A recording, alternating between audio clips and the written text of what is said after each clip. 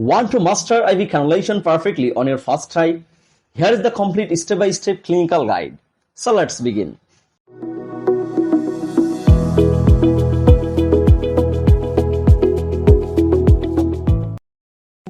Welcome back to another clinical skills demonstration video. In today's video, we'll learn step by step how to properly perform IV cannulation using the correct sterile technique. First, select a suitable vein and apply a tourniquet to make the vein more prominent and easier to access. If the vein is not clearly visible, gentle tapping over the area may help improve vein more prominence. Now comes an important step, proper sterilization.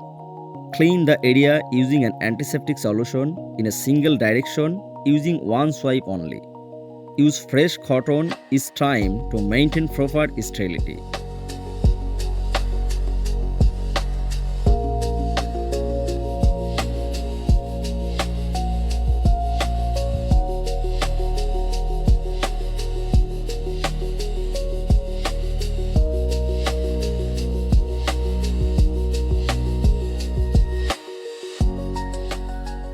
Once the area is sterile, insert the cannula at an angle of approximately 15 to 20 degrees.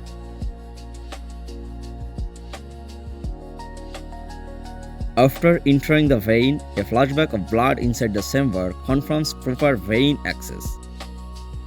Very important thing, a useful beginner-friendly trick is to slightly withdraw the stylet needle after flashback before advancing the cannula.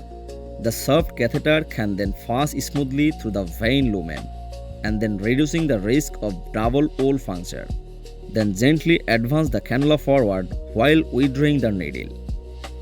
Next, release the tourniquet, connect the IV line or saline set, and secure the cannula properly using a cannula fixture or medical tape.